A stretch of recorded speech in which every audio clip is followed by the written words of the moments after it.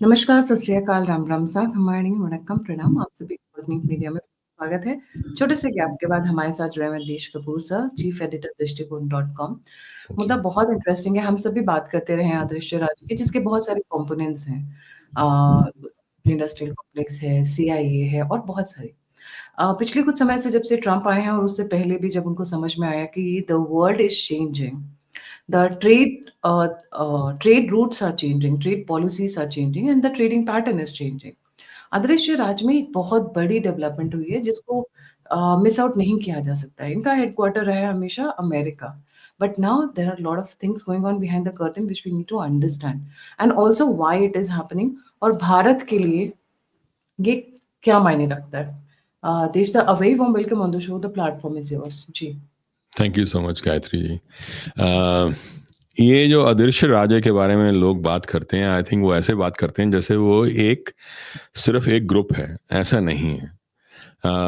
ये पूरा एक तंत्र है जिसमें 5 टीयर्स हैं मेरे हिसाब से। जो पहला टीयर है that is actually of the global elite. उसमें क्राउन काउंसिल, कमिटी ऑफ 300 आता है, फिर थिंक टैंक्स होते हैं, फिर एक सीक्रेटिव फोरम्स हैं। जहाँ थिंक टैंक्स हैं वो council on foreign relations, trilateral commission, Chatham house. बहुत सारे रूल्स जो हैं जो यूज होते हैं अक्रॉस द बोर्ड, वो चैटम हाउस के रूल्स से आते हैं। Like in terms of engagement के कैसे लोग एक दूसरे से बात करते हैं, क्या क्या बाहर जाके वो बात कर सकते हैं, क्या नहीं कर सकते, वो सब चैटम हाउस का जो ग्रुप है उसने वो एस्टैब्लिश किया था। ऐसे क्लब ऑफ रोम है। जहाँ तक सीक्रेटिव फोरम्स की बात है, बिल्डरबर्ग ग्रुप एक बहुत बड़ा ग्रुप है जो हर साल मिलता है। उसके पार्टिसिपेंट्स होते हैं, उसके टॉपिक्स अनाउंस किए जाते हैं, पर क्या बात होती है और क्या नहीं होती उसके बारे में बात नहीं होती। ऐसे ही और है स्कल्स एंड बोन्स, ऐसे और सारे ग्रुप्स हैं।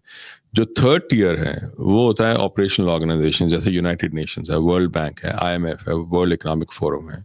ये सब मिलके उन चीज़ों को ऑपरेशनलाइज करते हैं जो स्ट्रेटजीज और larger directions in think tanks और सीक्रेटिव फोरम्स और ग्लोबल एलीट्स ने सेट किया होता है।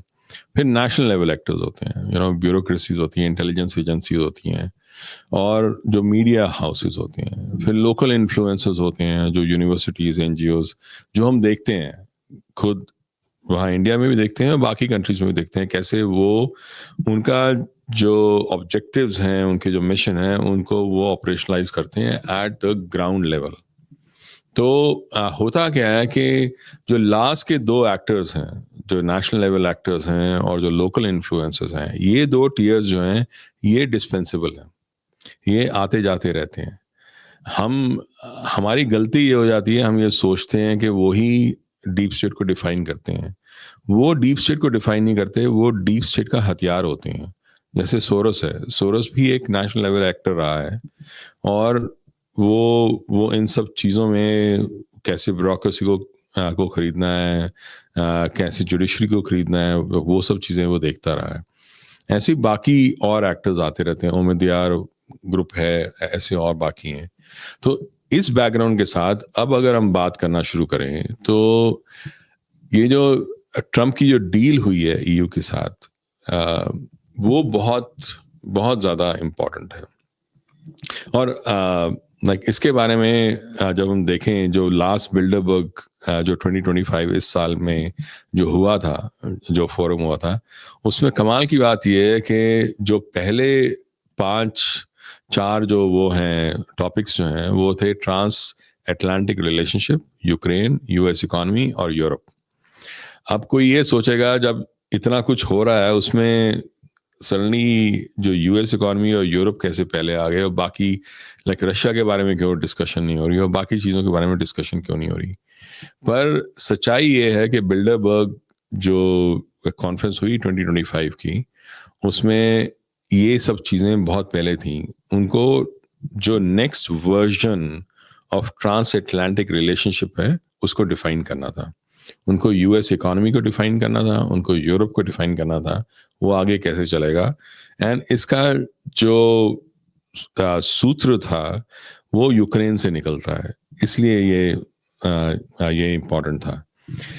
अब अगर हम इसको समझ लें कि किस तरफ उनका दिमाग जा रहा था, then you can start to discuss के ईयू और यूएस की जो डील हुई है उसके मायने क्या हैं। उसके वो बड़ा इम्पोर्टेंट है, क्योंकि अगर मैं उसके बारे में ब्रॉडली मोटा मोटी बात करूं तो ये है कि 15% टैरिफ जो है वो ईयू के ऊपर लगेगा, और ईयू और वो यूएस जो है लाइक वो ईयू के ऊपर 15% टैरिफ लगाएगा। ईयू यूएस के ऊपर टैरिफ नहीं लगाएगा। और यूरोप जो है they will actually have agreed to do energy purchases, मतलब ऑयल एंड गैस जो है वो खरीदेगा $750 बिलियन के, और $600 बिलियन का इंफ्रास्ट्रक्चर और डिफेंस में इन्वेस्टमेंट करेगा अगले 3 साल में। मतलब $1.4 ट्रिलियन अमेरिका में वो भेजेगा फॉर रिड्यूसिंग द टैरिफ्स जो 25% से भी ज़्यादा थे, वो कहिएगा 30 और 50% भी थे, to reduce it to 15%। Basically अगर मैं इसको देखूं, अगर मैं लोकल हमारे अपने भारत के अगर इतिहास के हिसाब से बात करूं, तो एक तरह का ये प्रोटेक्शन मनी या जिजिया की तरह है। मतलब यूरोप अमेरिका को जिजिया दे रहा है कि भैया हमें आप प्रोटेक्शन भी दो, और हमारा ये जो टैरिफ है उसको भी कम करो। और मैं इसलिए भी बोल रहा हूँ क्योंकि अभी हाल ही में ये पिछले एक हफ्ते के अंदर इवन जापान के साथ भी ये डील हुई है। जापान जो है वो $550 बिलियन इन्वेस्ट करेगा फॉर 15% ऑफ टैरिफ। मतलब दोनों जापान और यूरोप दोनों will pay protection money to US for reduction of tariffs। अब ये तो मोटा मोटी बात होगी, राइट? ये लाइक हाई लेवल पे क्या हुआ, बट अगर इसको वो ध्यान से देखो, अगर यूरोप इज गोइंग टू पे US $600 billion for defence investment, like part of that, a majority part of that will be defense investment। तो बेसिकली जो मिलिट्री इंडस्ट्रियल कॉम्प्लेक्स है, that has succeeded, right? अभी मिलिट्री इंडस्ट्रियल कॉम्प्लेक्स जो है वो US से Europe में काफ़ी चीज़ें उसने शिफ्ट की हैं। सो वो अलग अलग जो लॉबीज हैं, जैसे लाइक वेपन्स की लॉबी है, फार्मा की लॉबी है, फूड की लॉबी है, और ऑयल एंड गैस की लॉबी है। ये सब लॉबी जो हैं ये अपने आप में एक कॉम्प्लेक्स इंडस्ट्रियल कॉम्प्लेक्सेस हैं। इन सब ने वहाँ पर अब यूएस में क्या है कि वो कहते हैं एक गिल्डेड एज हुई थी यूएस में, बहुत साल पहले की बात है, at the turn of the century, जब बहुत बड़े बड़े वो थे लाइक इंडस्ट्रियलिस्ट थे और बहुत पैसा चूस रहे थे, तो उनके खिलाफ लोग हो गए थे। Then they try to counter that with different ways of helping the people. तो ये गिल्डेड एज की तरह है। अगर आप ध्यान से देखो आज की दुनिया में कैसे जो अमीर लोग हैं यहाँ यूएस में, they have really taken over everything. मतलब अगर आप टेक्सास में जाओ या बाकी जो रूरल एरियाज में जाओ, ये जो बड़े इंडस्ट्रियलिस्ट हैं, इवन इलॉन मस्क टाइप, ये टाउन्स के टाउन्स खरीद रहे हैं, टाउन्स खरीद रहे हैं फॉर एंड दे आर, मतलब यहाँ तक वो टाउन जब खरीद लेते हैं वो कॉर्पोरेटाइज हो जाता है टाउन। जो लोग वहां रहते हैं उनको वो कह दिया जाता है कि आपको वो खुद का घर बेचना पड़ेगा, नहीं तो वो हम मानेंगे नहीं आपकी जो लीज है, जो आपकी रजिस्ट्रेशन है। तो जितने ये जो रेड स्टेट्स हैं उसमें ऐसी चीजें अब होने लग गई हैं। और दूसरी तरफ जो ब्लू स्टेट्स हैं, मतलब जो डेमोक्रेटिक स्टेट्स हैं, उसमें तो हम देख ही रहे हैं कि क्या हो रहा है, ममदानी जैसे लोग आ रहे हैं। तो एक तरह से ये एक डाइकोटमी यहाँ चल रही है। पर क्या है, ये जो सारे जो अमीर लोग हैं, जो एलीट है, जो एक तरह का अदृश्य राज्य को वो रिप्रेजेंट भी करते हैं, they want to take over most of the things like around the world, but they have to start from the west. US में तो उनका बहुत बड़ा कब्जा था, अब यूरोप में भी वो कब्जा करने की कोशिश कर रहे हैं। तो ये जो टर्नबरी जो एग्रीमेंट है, जिसको वो ईयू की ट्रेड डील बोल रहे हैं, क्योंकि टर्नबरी जो स्कॉटलैंड में ट्रम्प की जगह वो है, वो रिजॉर्ट है, वहाँ पर ये हुआ है, जो उर्सुला और ट्रम्प के बीच में जो हुआ है। तो बेसिकली कार्स जो हैं they will be subjected to 15%, 27%, 27.5 से नीचे आ गए हैं। फार्मास्यूटिकल्स और सेमीकंडक्टर्स जो हैं वो even they are subjected to 15%। ऐसे ही अदर वो बाकी के सेक्टर्स हैं। मेटल्स जो हैं स्टील, एल्यूमिनियम, उसमें 50% रहेगा, पर बाकी कम हो जाएगा। जो मेन सेक्टर्स जो हैं एयरक्राफ्ट, केमिकल्स, ड्रग्स, सेमीकंडक्टर्स, इनकी सप्लाई चेन्स बहुत इंपॉर्टेंट है। इनको अभी 0 for 0 टैरिफ किया है दोनों तरफ से, which is very very interesting, because ये भी और नेचुरल रिसोर्स एंड क्रिटिकल जो रेयर अर्थ मेटल्स हैं उनको भी, because what they are trying to do is वो कोशिश ये कर रहे हैं कि चाइना का जो स्ट्रॉन्ग होल्ड है, जो स्ट्रैंगल होल्ड है over the critical rare earth metals, उससे उनको हटाएं। तो now Europe and US will join hands together to take over this area. So पर एक चीज जो सबसे को देख के जिससे मेरे को सबसे ज्यादा मेरे को इंटरेस्ट आया वो था कि एग्रीकल्चर का, स्पेशली जो फूड सेफ्टी स्टैंडर्ड्स हैं ईयू के, वो यूएसए हमेशा से हाई रहे हैं। मतलब एक उनका जो सिंपल फंडा जो है ना यूरोप का, वो ये है कि any product will be band until it has been proven to be safe। US का जो फंडा है वो बिल्कुल उल्टा है। वो ये है कि no product will be banned until it has proven to be dangerous। मतलब ये है कि आप किसी को पॉइजन देते रहो जब तक कोई ये प्रूव ना कर दे कि वो पॉइजन है। यूरोप में तभी फूड के स्टैंडर्ड्स हायर हैं, पर इस डील के अंदर पहली बार ये हुआ है कि कहा गया है कि जो ईयू है they will keep their standards but they will cooperate with the US and streamline their own certifications. अभी तो सिर्फ पोर्क और डेयरी की बात हुई है, बट ये एक्सटेंड होगा, क्योंकि एक बार एक प्रेसिडेंट सेट हो जाता है तो वो आगे भी उसको एक्सटेंड किया जाता है। अब जब ये कह रहे हैं कि हम अपने तो स्टैंडर्ड्स रखेंगे पर हम स्ट्रीमलाइन करेंगे विद द यूएस, उसका मतलब साफ है कि US wants to get into and create a 1-to-1 kind of deal in terms of food safety. अगर ऐसा हुआ तो उसका मतलब ये होगा कि चीप प्रोडक्ट्स जो हैं, एटलीस्ट प्रोसेस फूड्स जो हैं, वो यूएस से यूरोप में घुसना शुरू हो जाएंगे। और उससे क्या है कि यूएस में फूड का जो फिलॉसफी है that is for profit, Europe में फूड की फिलॉसफी है फॉर हेल्थ। दोनों में जमीन आसमान का फर्क है। ये यूरोप में चेंज होने वाला है। तो over time that is how I see it, क्योंकि अगर तो म्यूचुअल रिकग्निशन हो जाती है of US safety inspections and certifications, तो ईयू का नीचे जाना तय है। अब इसमें जीएमओ और जो बाकी जो बेयर और मोंसैंटो और ये बाकी जो कंपनीज हैं उनको बहुत बड़ा फायदा होगा। That is exactly what US is trying to push on India as well. India मान नहीं रही, यूरोप मान गया है, और ये एक बहुत बड़ा धचका होगा आगे जाके to their entire public health.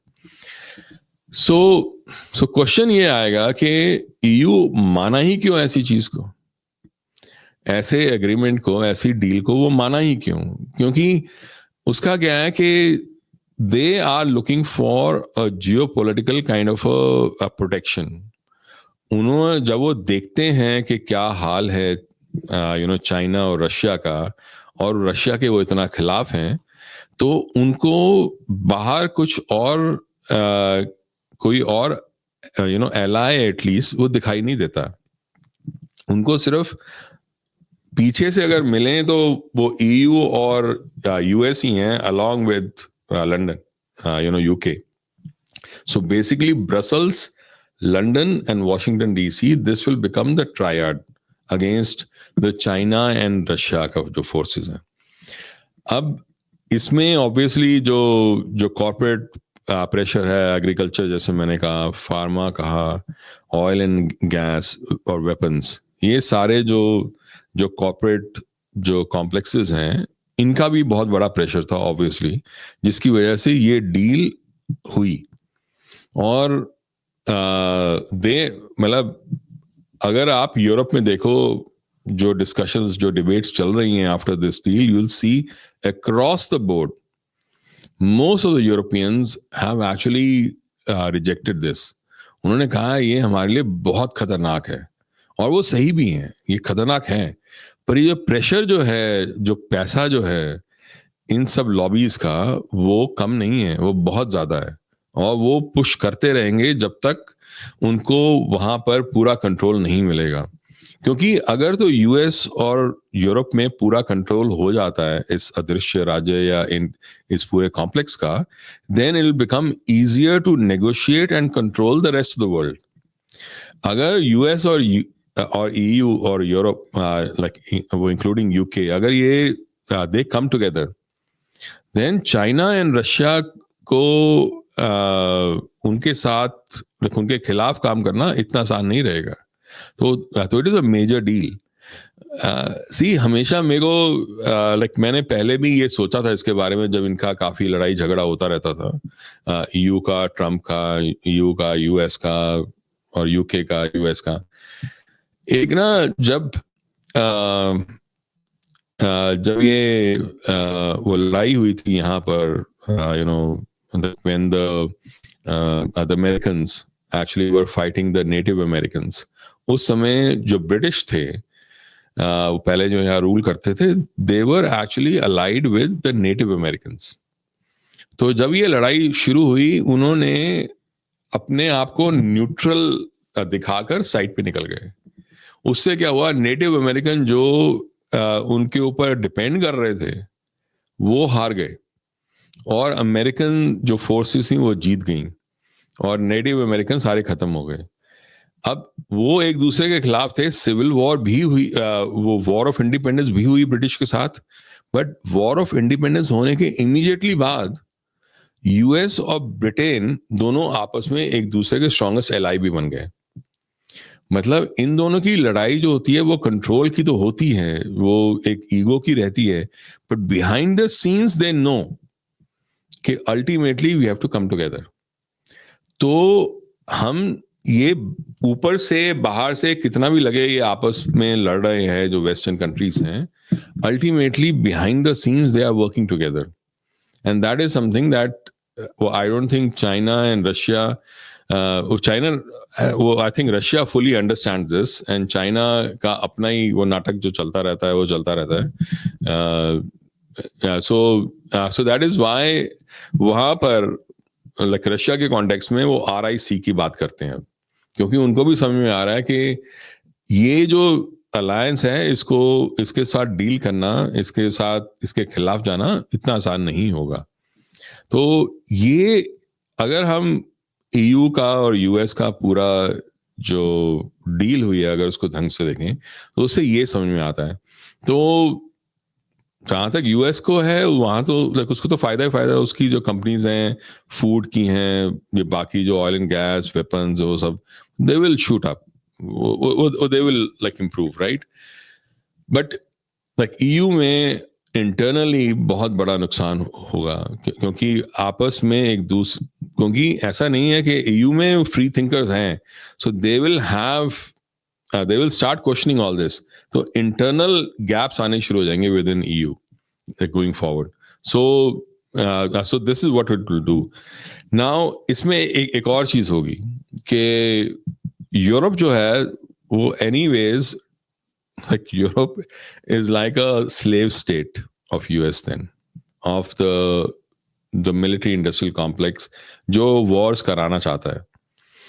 तो ये उसका फ्रंट लाइन स्टेट बन जाएगा। तो जैसे स्पेशली जो बॉल्टिक स्टेट्स है, और जो पोलैंड है, लाइक ये जो सारी कंट्रीज हैं, ये एक तरह का वो फ्रंट लाइन बफर स्टेट्स बन जाएंगी, जिनको वो जैसे यूक्रेन में कर रहे हैं, उसको आर्म्स देंगे, कहेंगे जाके लड़ो रशिया से या चाइना से। तो यहाँ एक तरफ तो EU है, उसका खुद का जो इकोनॉमी है इतनी सही नहीं चल रही. They are financially not going to be dependent on US. Energy wise they are going to be dependent on US because energy वहीं से लेंगे वो. ऊपर से all this entire complexes will start taking over. वहाँ बेस बनाएंगे, उसको frontline states बनाएंगे, और basically Brussels will be taking notes from America. तो जियो पोलिटिकल जो ऑब्जेक्टिव्स हैं यूएस के, वो ब्रसल्स जो है, ईयू मतलब, दे will have to operationalise and execute. तो ये आएगा. अब रशिया के खिलाफ तो जो चल रहा है वो तो चलता रहेगा. चाइना के खिलाफ they will try and create a dual strategy.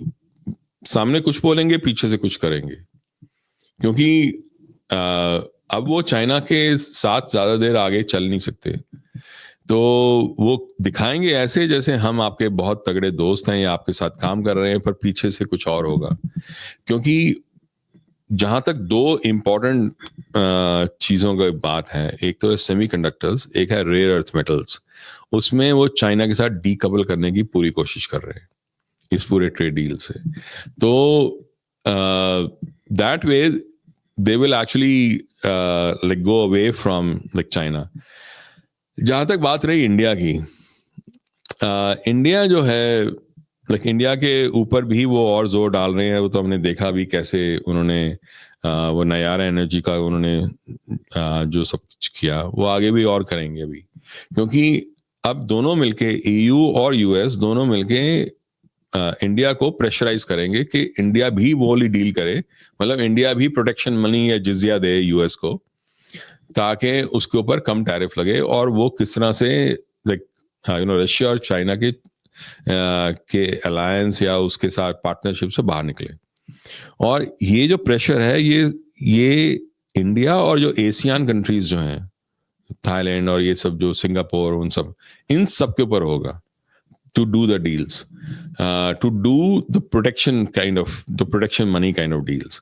So, और यूरोप क्या करेगा, जैसे उन्होंने पे किया है अफ्रीका को, लाइक अमेरिका को, ऐसे वो कहेंगे अफ्रीका वगैरह को, जो ग्लोबल साउथ कंट्रीज हैं, उनको कहेंगे आप वैसे ही डील करो हमारे साथ जैसे हमने यूएस के साथ की है. Because if you want access to our markets, then you will have, मतलब अब जो ट्रेड है ना, ग्लोबल ट्रेड है, that has become a protection money kind of a scam. अगर आपको हमारी मार्केट में आना है, आपको हमें प्रोटेक्शन मनी देना पड़ेगा, आपको एक टैरिफ देना पड़ेगा. तो वो एक तरह का शुरू हो गया है जो नाटक है इस पूरी ट्रेड डील. ये खास तौर पर ये दो ट्रेड डील्स हुई हैं, जापान के साथ और ईयू के साथ. सो दिस वे अगर हम देखें तो जो यूक्रेन की वॉर है वो आगे और तेजी से आगे बढ़ेगी. मतलब it will become worse and worse. At some point Russia will also, क्योंकि Russia I think has not directly targeted the European countries, चाहे वो किसी भी चीज में हो. मतलब डायरेक्टली तो, मिलिटरीली तो नहीं किया उसने, पर इवन अदरवाइज. अब ये जो डील है, इसके बाद जो रैमिफिकेशंस हैं वो इतने स्ट्रांग होंगे कि रशिया को शायद, अगर उसको खुद को बचाना होगा, तो उसको डायरेक्टली आना पड़ेगा यूरोप के खिलाफ. तो अदृश्य राजे जो है, उसने अपना जो चंगुल है वो काफी बड़ा कर लिया, अगर हम ध्यान से देखें तो. So it's not shrinking, it's expanding rather. It's expanding.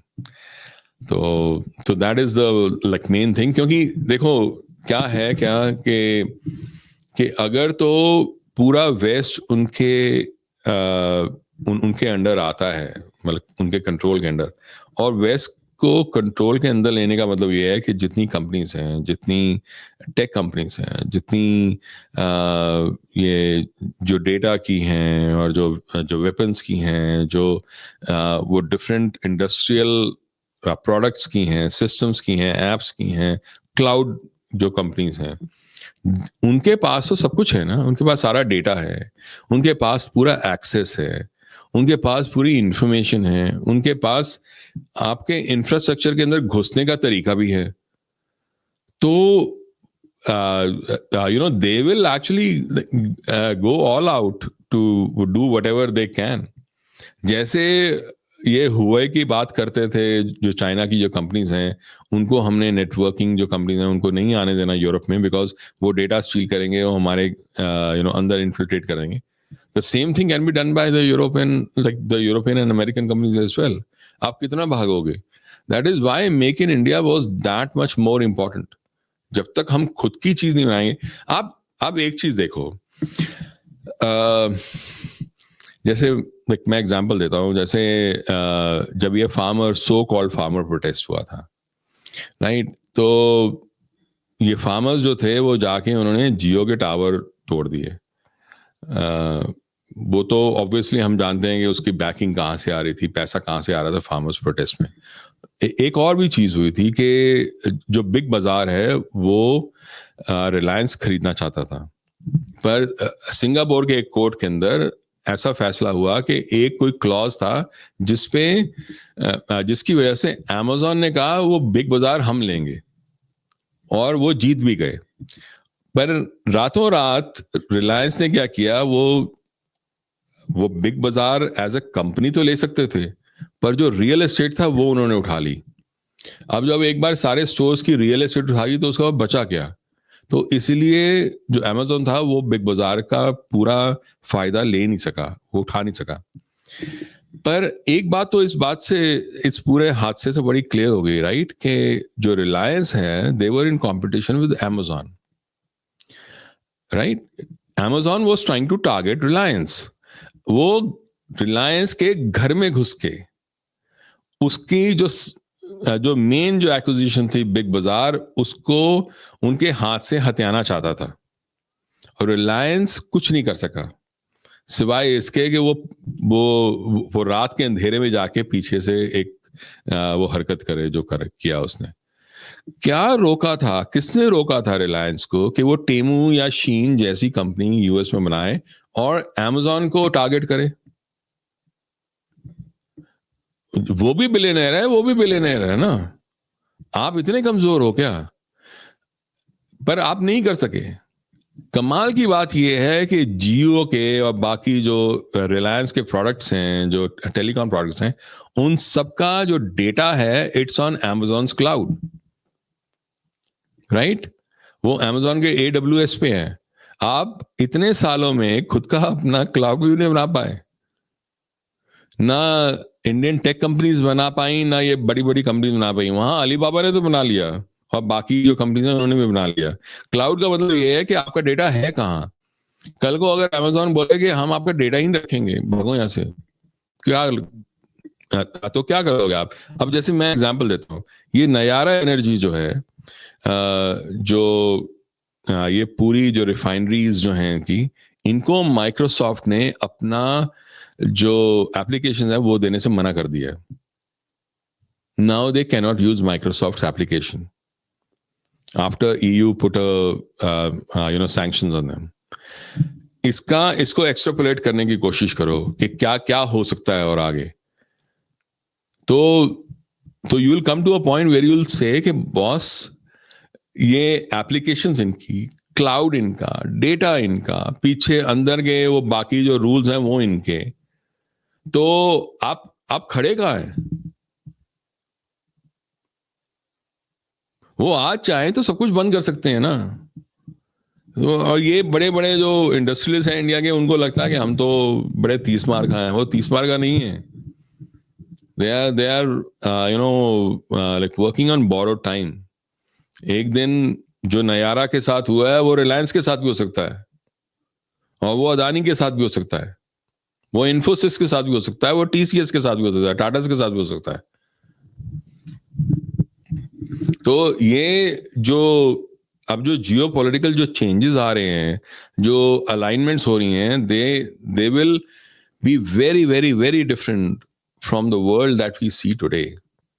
But the problem is that India's industrialists, India's economy, and India's like people are not ready for it.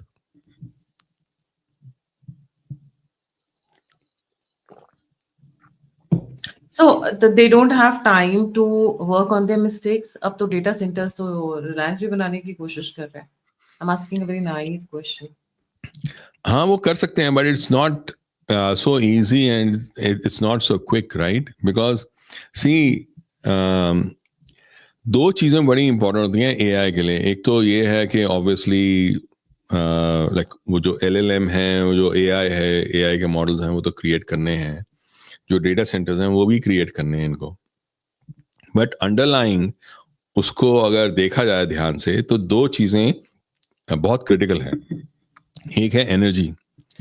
जो एनर्जी जो यूज़ होती है एआई के डेटा सेंटर्स में, suppose Microsoft का, अगर हमने Microsoft के जो डेटा सेंटर्स हैं उनमें जो पानी, एक तो वाटर का होता है यूज़ और एक होता है एनर्जी का. वाटर का यूज़ इतना ज़्यादा है, I don't remember, 6.4 billion gallons और something like that. It's really huge. Similarly, the energy which is used for NVIDIA's chips, जो उनके जो आज तक उन्होंने चिप्स दी हैं डेटा सेंटर्स को, अगर उसको देखा जाए, that is equivalent to the entire energy consumption in countries like Guatemala. Let me explain like in a different way. एक टाइम ऐसा आएगा अगले 5 सालों के अंदर, अगर इंडिया को एक कंपेटिटिव एआई लाइक मॉडल खड़ा करना है, फ्रेमवर्क खड़ा करना है और डेटा सेंटर्स बनाने, एक ऐसा टाइम आएगा इंडिया के पास अगले 5 साल में, जब इंडिया की जो energy consumption in AI will be equivalent to energy consumption in the entire country.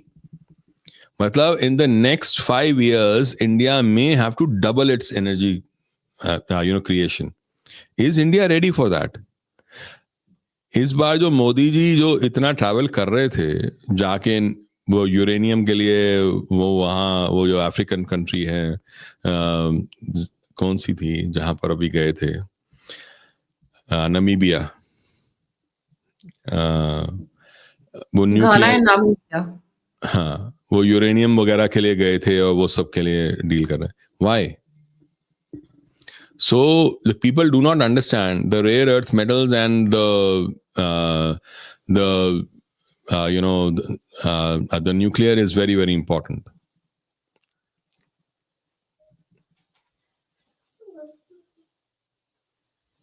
So basically, you're saying nuclear energy is targeted towards creating more data centers and getting a control of data. Even I was thinking on the similar lines. See what Adrishya Raj and what these people do is, they are one of the best people in collecting information network. They are not good at fighting wars. They do not have ground soldiers.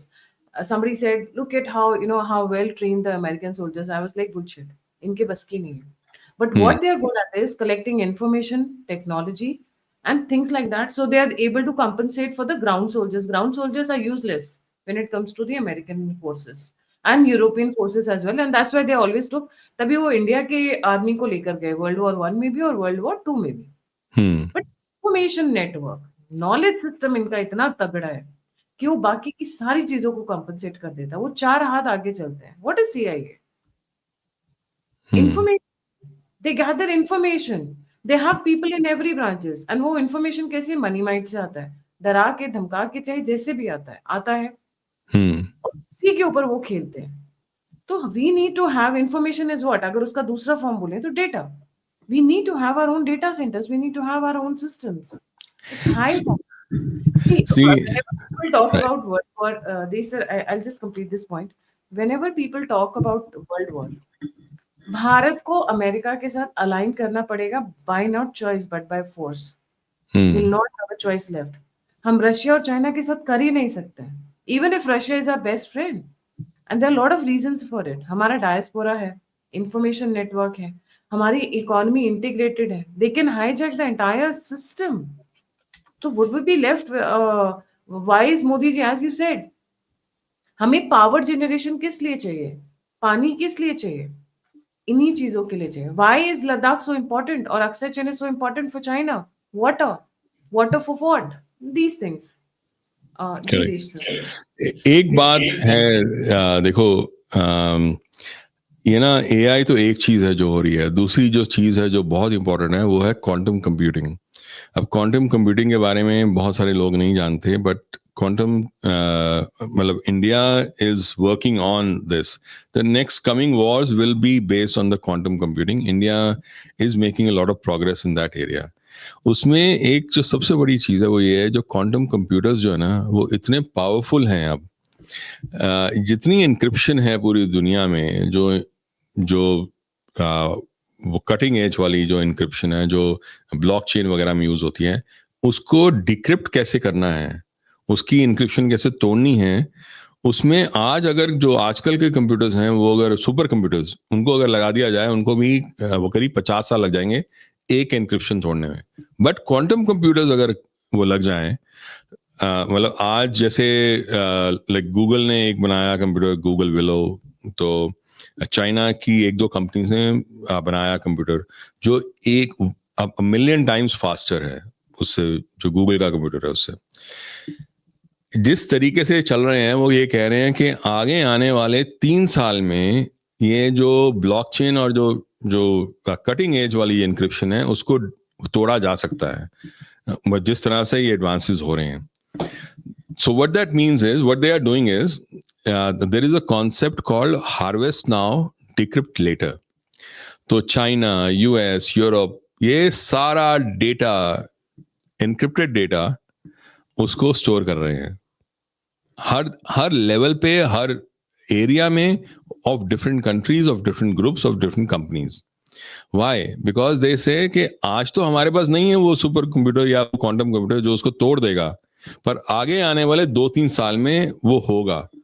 तब हम जितने secrets हैं इनके सब तोड़ ताड़ के like we'll come to know. So that is what they are doing.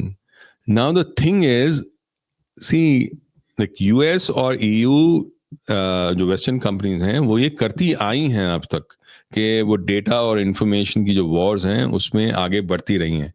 तो कमाल की बात यह है कि चाइना भी पीछे नहीं रहा. चाइना ने भी अब like I'll give you another example of the DNA harvesting. मतलब DNA का जो वो है, उन्होंने यूएस के अंदर जो डीएनए बैंक्स थे और जो हॉस्पिटल्स थे वहां से जो डीएनए के जो डेटा है जो सिटीजन्स का, यूएस के सिटीजन का, वो उन्होंने चोरी किया है.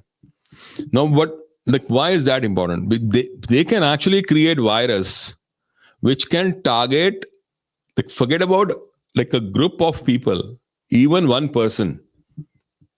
अगर आपका डीएनए का अगर सैंपल अगर किसी एक कंपनी के पास है और वो एक चाहता है, तो अगर सारे लोग अगर एक तरह का खाना खा रहे हैं जिसमें वो वाला उस तरह का वो कोड है डीएनए का, then they can actually target only one person to be killed.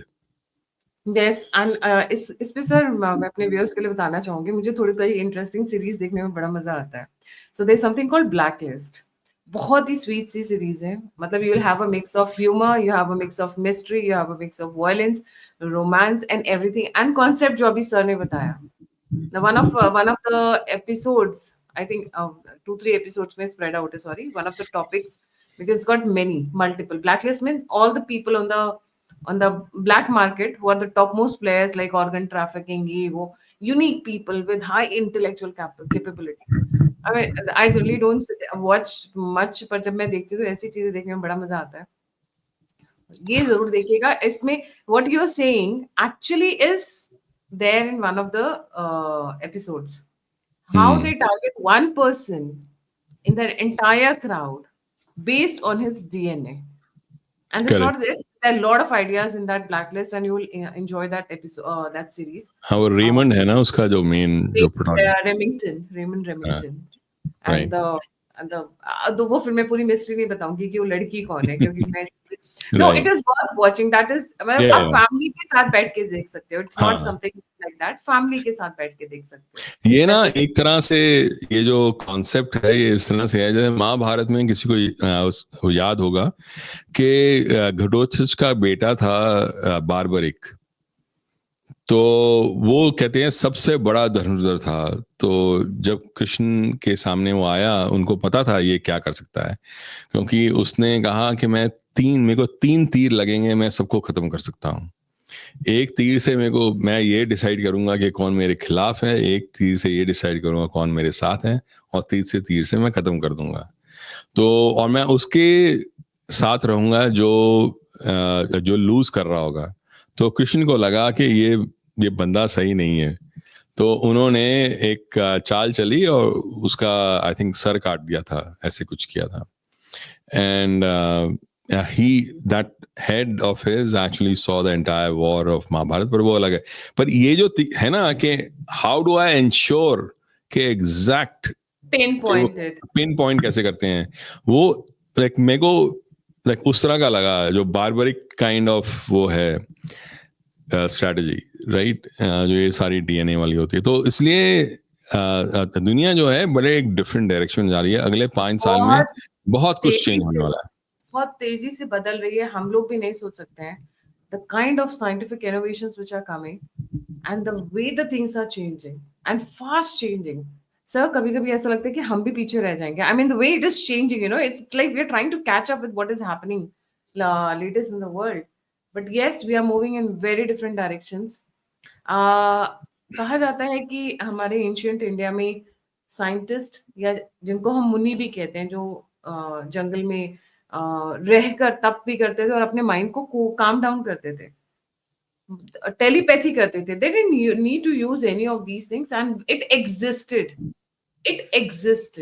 ऐसा नहीं है कि हाई फाई बातें, ये एग्जिस्ट कर, इस लेवल का हमारा साइंस एंड टेक्नोलॉजी था। मुझे ऐसा लगता है we'll be returning to those areas very soon where we'll be able to harness our brain for communications. No, I'm talking about science, but maybe 10 years, 15 years, but we are going in that direction. इसमें कोई doubt नहीं है। इसमें कोई doubt नहीं है। जी sir, you're fine. Please conclude the talk. Yeah, so I think ये जो डील जो इंडिया की like is trying to do with the US, it will not be very easy। खास तौर पे अब EU के साथ और जापान के साथ जो डील हो गई है, तो अब इंडिया के पास एक तरह का मोमेंट ऑफ रेकनिंग आया है कि अगर तो इतनी बड़ी दो इकोनॉमीज जो हैं, जापानीज इकोनॉमी और यूरोपियन इकोनॉमी, अगर वो डील कर रही है लाइक ट्रम्प के साथ और यूएस के साथ, तो फिर इंडिया क्या करेगी? तो इंडिया अब किस डायरेक्शन में जाएगी? क्योंकि कुछ ना कुछ तो उसको प्रोटेक्शन मनी या जिजिया देना पड़ेगा। तो आई थिंक आने वाले अगले 1-2 महीने will be very very important for the Indian industry going forward. Correct जी। Thank you so much sir for joining. जाने से पहले सभी व्यूअर्स से रिक्वेस्ट है, प्लीज लाइक, सब्सक्राइब और शेयर करना ना भूलें। अगर आप कंट्रीब्यूट करना चाहते हैं तो नंबर और यूपीआई दोनों स्क्रीन के ऊपर है। आप फीडबैक देना चाहते हैं, मुझसे जुड़ना चाहते हैं, इन्फॉर्मेशन शेयर करना चाहते हैं, तो सभी के सभी लिंक्स डिस्क्रिप्शन बॉक्स में है। देश सर का दृष्टिकोण.com, a very good magazine, weekly one article, but it's thoroughly searched, and he's also trying to cope up with the YouTube thing also, which is launched recently. अपने busy schedule से निकालने की कोशिश करें, so please go and give your due support to him also. इसी के साथ जय हिंद, जय श्री राम, हर हर महादेव। ब्लैकलिस्ट देखना मत भूलना जी। Amazing series sir, सच्ची में। I mean every episode is like a idea coming 10 years, 10 years, 15 years we might be seeing those things happening. मैं एक और सीरीज बताता हूँ जो आपको देखनी चाहिए, person of interest. I have been recommended by my nephew। वो आप कुछ देखते नहीं हो, आप प्लीज देखो बैठ के। So I'll try that। Person This of is one interest जरूर देखो। person of interest ji. Thank you sir। जय हिंद। Thank you.